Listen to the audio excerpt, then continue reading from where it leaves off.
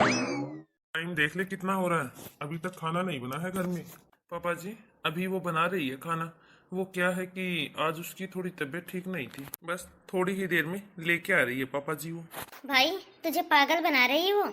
अभी थोड़ी देर पहले ना छत पे थी, अपनी माँ के साथ बातें कर रही थी, तब तो उसकी तबीयत ठीक थी। जब तू ऑफिस से आता है ना तभी तो उसकी तबीयत खराब होती है, पीछे से सब ठीक रहती है वो। सारा दिन जब देखो तब फोन पे लगी रहती है, सारा दिन फोन पे बातें करती रहती है वो। अरे काजल, वो तुम्हारी भाभी है और वो भी तुमसे बड़ी है। अच्छा, वैसे तो तुझे हर बात का ज्ञान है। अरे थोड़ा बहुत ज्ञान अपनी पत्नी को भी दे दे। वो सारा दिन फोन पे बातें करती रहती है, किस राह पे चल रही है उस पे भी तो थोड़ा बहुत ध्यान दे ले। वो सारा दिन पता नहीं किसके साथ बातें करती रहती है। कभी तूने पता लगाने की कोशिश की कि वो सारा दिन किससे बातें करती रहती है फोन पे? पापा, ये आप कैसी बातें कर रहे हो और कैसी राह पे चल रही है वो? पापा, मैं खुद देखता हूँ। वो सुबह 4 साढ़े 4 बजे उठ जाती है और रात को 11 बजे तक वो काम करती रहती है। और किस राह पे चलेगी वो? सारा दिन तो काम करती रहती है, फोन पे बस अपनी मम्मी से बातें करती रहती है। और किससे बातें करती है वो? भाई हम तेरा भला चाहते हैं, इसलिए तो तुझे समझा रहे हैं। अरे वो सारा सारा दिन फोन पे बातें करती रहती है, और तो और फोन में पासवर्ड भी लगा के रखती है। बता क्यों रखती है वो फोन में पासवर्ड लगा के? मन में कुछ चोरी होगी तभी तो फोन में पासवर्ड लगा के रखती है। ये देखा पापा आपने, ये कैसे बातें कर रही है? इसे समझाओ थोड़ा। इससे रिश्ते में भी बड़ी है वो और उम्र में भी इससे बड़ी है। वो भाभी लगती है इसकी। बेटा, बहुत सियाना हो गया है तू। तेरे कंधे मेरे कंधे से ऊपर जरूर हो गए हैं, लेकिन तेरे से मेरा तजुर्बा ज्यादा है। 2 पैसे क्या कमाने लग गया तू? अपने आप को इस घर का मालिक समझने लग गया।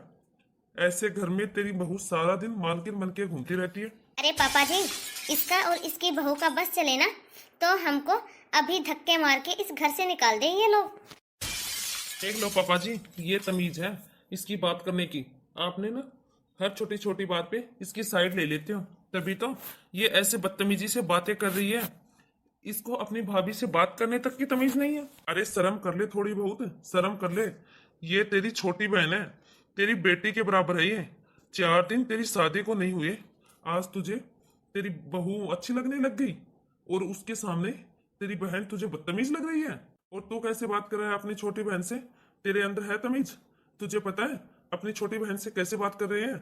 तू मेरी बात कान खोल के सुन ले। तुझे जो ये रहने के लिए छत मिल रही है ना, ये मेरी बनाई हुई है। यदि मेरी बेटी के साथ ज्यादा बकवासबाजी करी ना तो दोनों को इस घर से बाहर निकाल दूंगा, समझ गया ना तू? फिर देखूंगा कहाँ रहेगा तू। ससुराल में रहेगा क्या?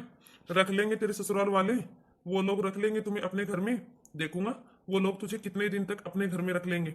शादी के बाद तो वो लोग अपनी बेटी को भी नहीं रखेंगे अपने घर में। तुझे तो रखेंगे ही कहाँ से? तू तो दामाद है उस घर का।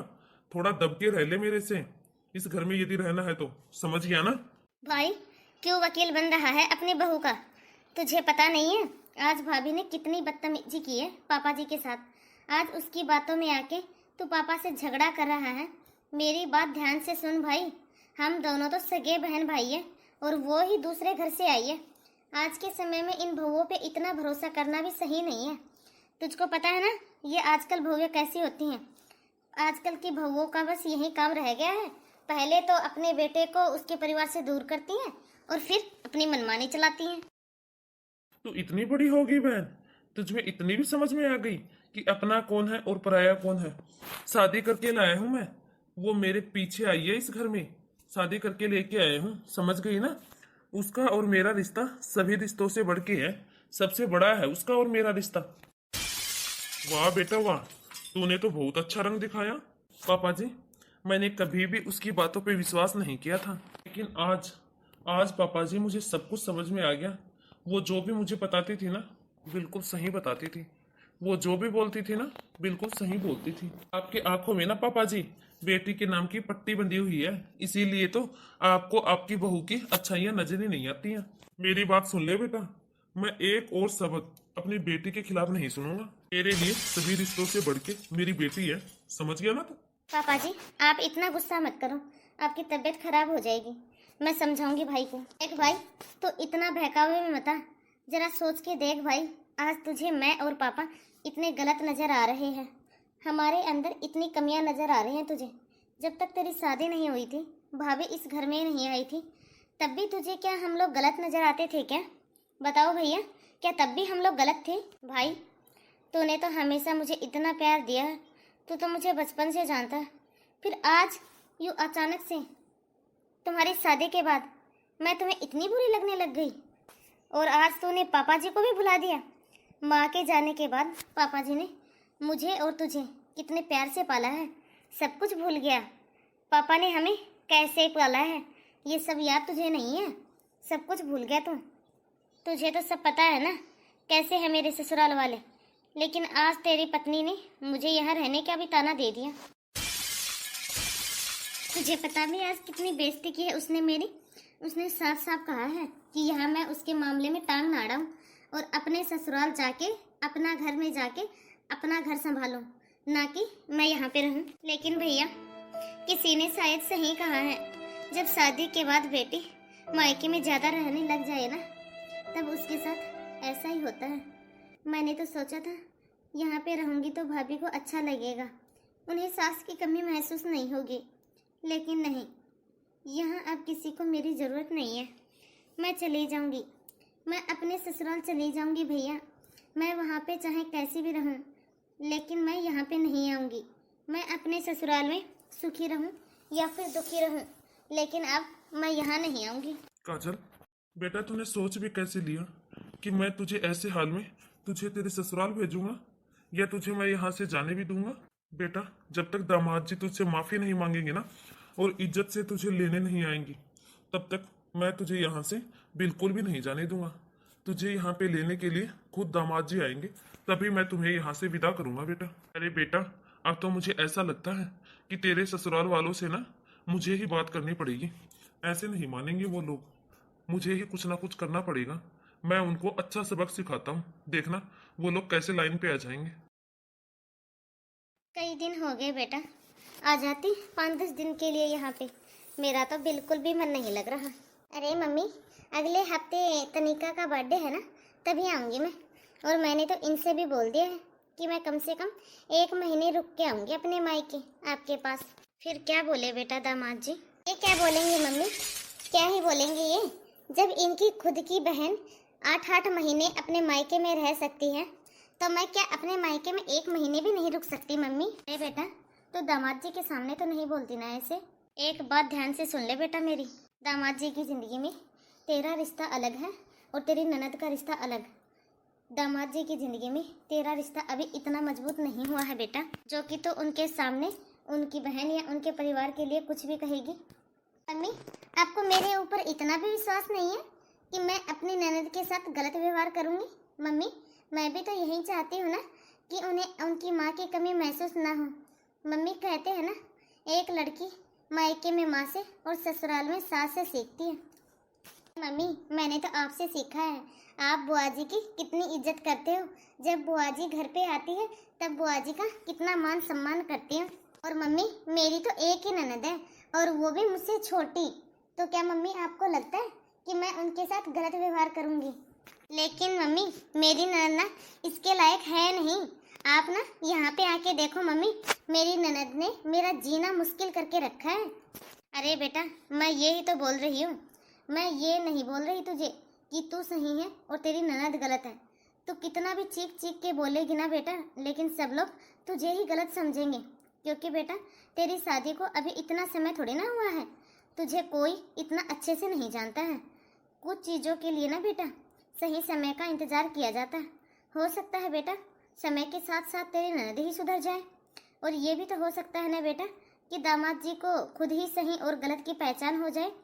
यदि तू अभी से अपने ननद के लिए या और किसी से दामाद जी के सामने गलत शब्दों का इस्तेमाल करेगी तो बेटा उनको बुरा लगेगा, क्योंकि वो उनका परिवार है। वो 24-25 साल से उनके साथ रह रहे हैं, तो उनके अंदर कमियां निकालेगी, उनकी बुराइयां करेगी, तो वो तुझे ही बुरा मानेंगे ना। वो तेरी बात का यकीन थोड़ी ना करेंगे, क्योंकि वो भी तो इतने टाइम से अपने परिवार के साथ रह रहे हैं, तो वो तो उनकी ही बातें मानेंगे ना, तेरी थोड़ी ना मानेंगे बेटा। तो मम्मी, मैं यही तो बताना चाह रही हूँ आपको। देखो मम्मी, आप बड़े हो, आप जो भी कहोगी ना आप सही कहोगे, क्योंकि आप मुझसे बड़े हो। आप मेरी भलाई के लिए ही बोलोगे जो भी मुझे बोलोगे। लेकिन मम्मी, आप यहाँ आके देखना, सच में मम्मी, मैं यहाँ आके बहुत परेशान हो गई हूँ। जब देखो तब चिक चिक चिक चिक रहता है इस घर में। मम्मी, मेरा यहाँ से भागने का मन कर रहा है अब, और मेरा यहाँ पे एक दिन भी रुकने का मन नहीं कर रहा। मम्मी, मैं जब आपके पास में आऊँगी ना, पूरा 1 महीना रुक के जाऊँगी आपके पास में। ठीक है बेटा, तो चिंता मत कर। मैं दामाद जी के पास फ़ोन करूँगी और उनसे बोलूँगी कि तुझे यहाँ पे 1 महीने के लिए छोड़ दें। और तेरे पापा से भी बोलूँगी बेटा कि वो तेरे ससुर से बात कर लेंगे कि तुझे यहाँ पे 1 महीने के लिए रहने दें। और हाँ बेटा, इस बार ना बेटा, अपने भतीजे के जन्मदिन पे ना उसके मामा मामी सब लोग आएंगे। क्या मम्मी, इसका मतलब तो ये है कि उसका बर्थडे अच्छे से सेलिब्रेट कर रहे हैं इस बार तो। हाँ बेटा, घर में भी छोटी सी पूजा है, इस बहाने घर में थोड़ी सा शुद्धिकरण हो जाएगा और घर में भी सुख शांति बनी रहेगी और बर्थडे का बर्थडे हो जाएगा। और आसपास के लोग भी आएंगे बेटा। तुझे पता है बेटा, वो बिमला की लड़की है ना, वो आई थी बेटा। अरे बेटा, उसके ससुराल वालों ने ना उसको बहुत सोना चढ़ाया था बेटा। वो ना जब यहाँ पे आई थी तब पूरा सोना पहन के आई थी बेटा। उसकी मम्मी तो तारीफ करते नहीं थक रही थी उनकी बेटी के ससुराल वालों की। तो इसलिए ना बेटा, तू भी जब अपने ससुराल से यहाँ आए ना तो अच्छे से तैयार होके आना, सारे गहने, अच्छी अच्छी साड़ियाँ पहन के आना बेटा। ठीक है बेटा? मेरी बेटी क्या किसी से कम है? मम्मी, फिर आप बोलोगी कि अपने ननद के लिए ऐसा मत बोल। मम्मी, मेरी शादी के दूसरे दिन ही ना मेरी ननद ने सारी ज्वेलरी ले ली मुझसे। मुझे तो ये तक याद नहीं है कि मेरी ज्वेलरी कैसी थी और मेरी ज्वेलरी का डिजाइन कैसा था। आते ही मेरी ननद ने सारे गहने उतारवा के सारे गहने अपने पास रख लिए हैं मम्मी। अरे बेटा, कोई बात नहीं, तेरी भाभी को देख ले, उसने तो खुद ही अपने सारे जेवर मेरे पास में रखे हुए हैं। यदि तेरी सास होती तो शायद वो तुम्हारे गहने सारे संभाल के रखती। जब तू यहाँ पे आए ना तब अपने ननद से ले लेना सारे गहने और यहाँ पे पहन के आ जाना बेटा। चलो मम्मी, ठीक है, तो मैं आपसे बाद में बात करती हूँ। अभी देखती हूँ, मेरी ननद भी यहीं कहीं कान लगा के खड़ी होगी, सुन रही होगी वो मेरी सारी की सारी बातें कि मैं आपसे क्या बातें कर रही हूँ और क्या नहीं कर रही। फिर कहेगी कि सारा दिन ये तो अपनी माँ से बातें करती रहती है। अरे बेटा, तुम भी ना, अरे चल बेटा छोड़, जब भी फ्री हो ना, तुझे टाइम लगे तभी कर लेना फ़ोन, ठीक है? मैंने तो कभी ध्यान ही नहीं दिया कि मेरी सारी की सारी ज्वेलरी दीदी के पास है और इतने महीनों में एक बार भी मुझे मेरे गहने नहीं दिए दीदी ने। मैं एक काम करूँगी, इस बार मैं अपने जेवर अपने पास ही रखूँगी। जब मैं इस घर की जिम्मेदारी उठा सकती हूँ तो क्या मैं अपने जेवर संभाल के नहीं रख सकती?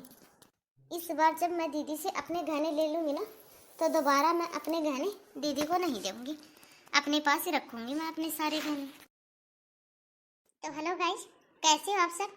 आई होप आप सब अच्छे होंगे। तो आप सभी को आज की हमारी यह स्टोरी कैसी लगी कमेंट बॉक्स में कमेंट करके अपनी राय जरूर दें और ज़्यादा से ज़्यादा इस वीडियो को लाइक और शेयर करें। तो आप सभी इस कहानी के अगले पार्ट को देखने के लिए इंतज़ार कीजिए, इस कहानी के अगले भाग का। और यदि आपने अभी तक हमारे इस चैनल को सब्सक्राइब नहीं किया हो तो फटाफट से बेल आइकन दबा के चैनल को सब्सक्राइब करें। तो बाय दोस्तों, अब मिलते हैं अगले वीडियो में। तब तक आप इस वीडियो को देखिए और एंजॉय कीजिए।